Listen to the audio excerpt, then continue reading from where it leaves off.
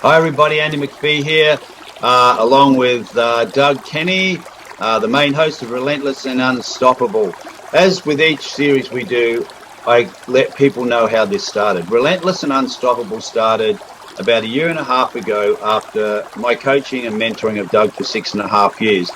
Doug is an incredible human being who was he's dealing with high functioning autism, and at school he was dealing with obesity and bullying and depression and medication and hospitalization, all those things that tend to come along with when you're dealing with something in life. And Doug, over the last few years, we've had an amazing journey. He's gone from 300 pounds to down to close to under 200 now. He does yoga, running, walking. He's now into bodybuilding, which we've organized and helped him, do it the correct way. His diet is incredible, and it's an inspiration of his story, which is why I created this channel. And since then, I think Doug said to me the other day, and he can confirm this, we've had probably 181,000 views over the last year or so, which is great for a couple of guys who have no idea what they're doing at all, like zero. But we're getting better, and I'm actually learning off Doug now because he is very relentless.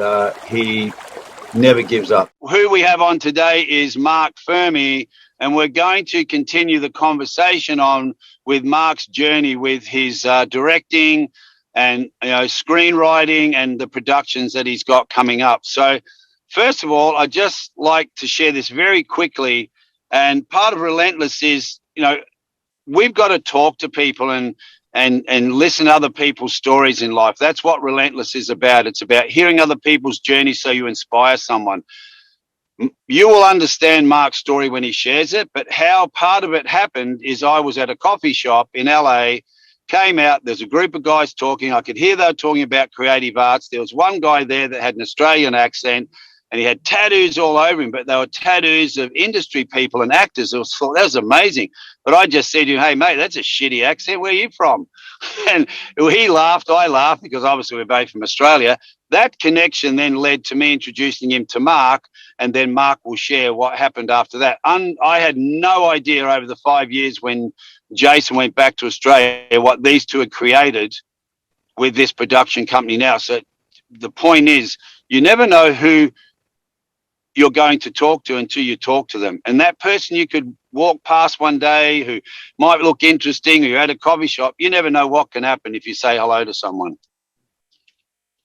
So, Marc, over to you, mate, and just share a little bit about your story and how you got to where you are now. Yeah, so, we've spoken a little bit about my origins, but yeah, I started, I've always wanted to be a filmmaker since the age of 5, which I know is a cliche, but it was just something I really knew that I wanted to do. And I think that was instilled in me from my grandfather and my uncle, who had a real love for cinema. And my grandfather used to be a projectionist in Johannesburg. And, when I was in primary school in Australia, he'd come often and take me out of school, and then take my uncle out of school, tell our teachers that we had dentist appointments, and he'd take us to the cinema, and we'd watch 2-3 movies back to back. I remember I was 6 or 7 years old, and he took us to watch The Untouchables, Predator, and Poltergeist 3 in one night. Wow, that's better than the dentist. Yeah, it was. But yeah, so I grew up around people who loved movies. They weren't highbrow art house film lovers. My love for art and literature came from my mother, but my grandpa really just instilled a love for movies in me, and my uncle actually helped nurture my storytelling abilities, and that took me through high school and beginning to make short films in high school with a high video camera. And then I didn't make it into film school, but I went to art school, and I majored in first photography and then film, and then was able to leverage that to begin making short films and music videos. And I'm actually now very appreciative for that background as a filmmaker, not just going the typical film school route.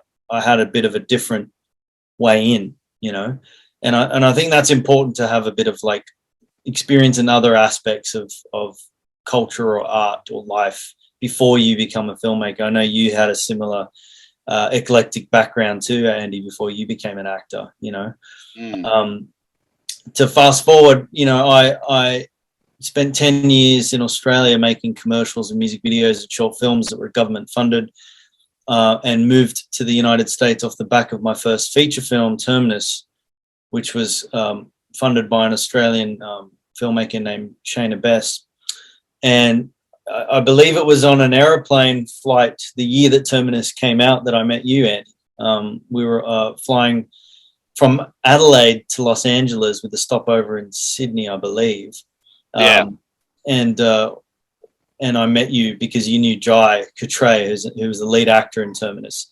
And Jai and I were on our way to America to promote the release of Terminus there.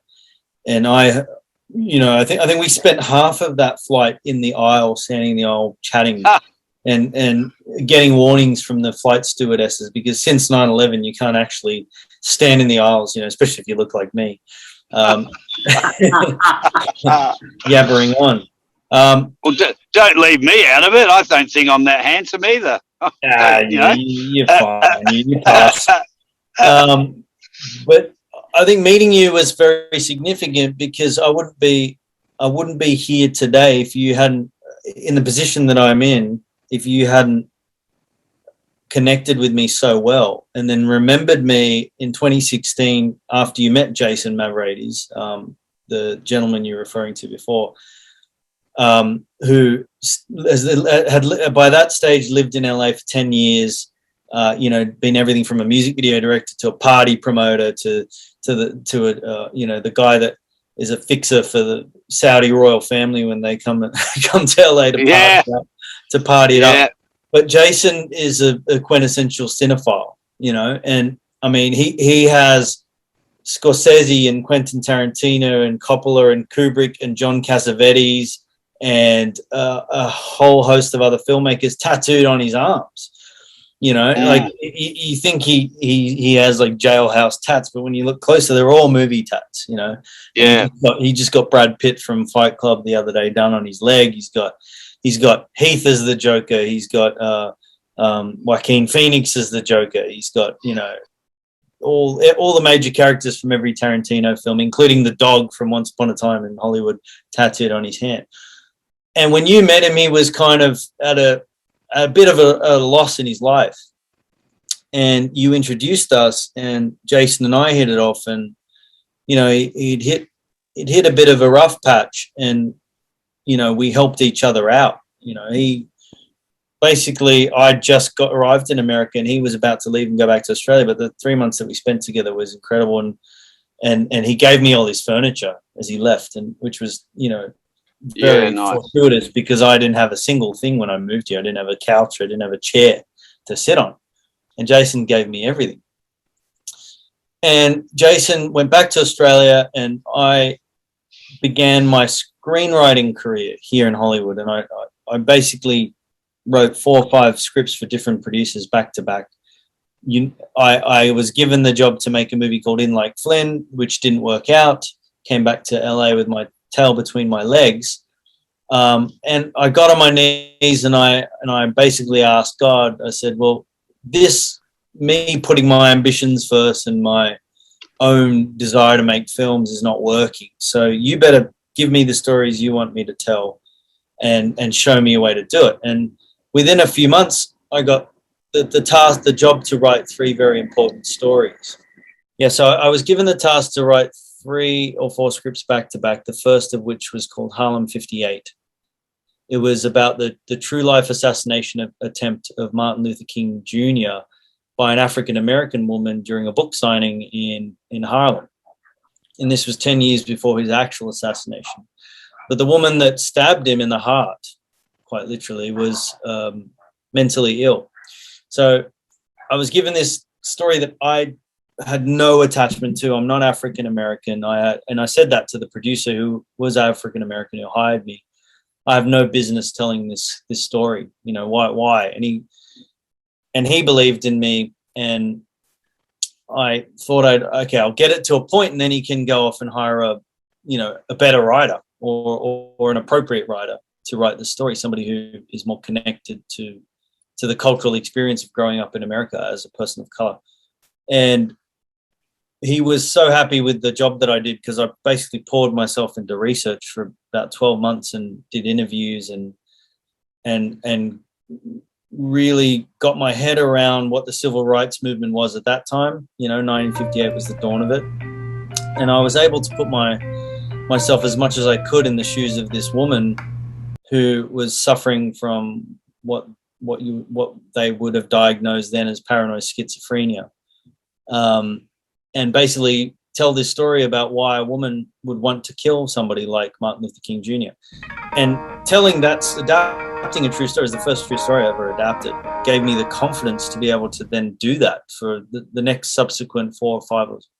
I think I'm up to 6 true stories now that I've adapted. The second one was the story of Andrew Chan and Mayu Sukumaran, 2 Australians who were convicted of drug trafficking in Indonesia in 2005.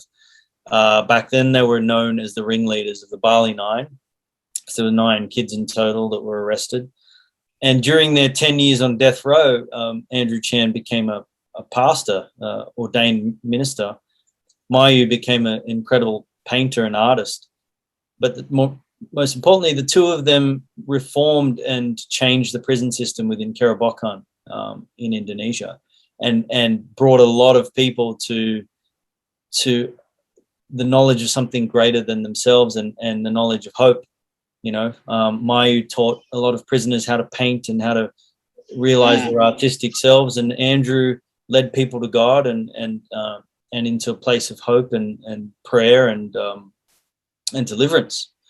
And although these 2 men appealed multiple times, and even the Australian government appealed on their behalf, the Indonesian government wanted to make an example of them, and they were executed in 2015 in Nusa Kambangan. And I was there. I was in Indonesia when that happened. And although they were executed in 2015, they left behind a legacy of all these lives that were changed. And I was very fortunate to be able to interview a lot of the people that they had been impactful, from ex-prisoners in Bali to the women that they married, to a lot of the families, particularly Christian families that supported them throughout their 10 years on death row. And it was actually one of those families that hired me to write the screenplay about Andrew's life. And then, wow. So that I began to dive into telling these stories, and it was changing me as a person. I'll tell you now that there's a lot of, I've adopted a lot from Andrew. He died before I got the chance to tell his story, but I feel like I knew him, he grew up around the corner from where I grew up. But just hearing how much people loved him and the impact he had on people's lives. And he wasn't a perfect person. He started out as a criminal. In the same way that I feel like I've stepped into the shoes of the doctor that saved King's life. I've stepped into the shoes of the woman that tried to kill him. I've stepped into Andrew and Mayu's shoes. And then I've also stepped into the shoes of Sir John Monash, who I was hired to write a biopic about. He was an Australian war general during World War One, who basically challenged the British military establishment to show them how to conduct warfare in a manner that wasn't wasteful and didn't treat people like they were expendable. He was the first military commander to utilize artillery, tanks, aircraft simultaneously and stop this charging men out of the trenches into the firing out of a machine gun. And I know you know a lot about World War One because you've played in a bunch of Gallipoli things, right, Andy? Well, the funny thing is, Mark, what you said, the role I played in Gallipoli, which Cody, my son, was the lead in that in the Australian TV series. Yeah. I played the character that was giving the orders for those people to go. And that guy's life was ruined after that. It was ruined because he was only taking orders. And he ended up going into theatre. I think he did a bit of directing with his daughter and that, but it had a massive impact on his life because everyone blamed him, you know. He was the one causing it, and he was just taking orders. So it impacts everybody, and it's great to tell those stories.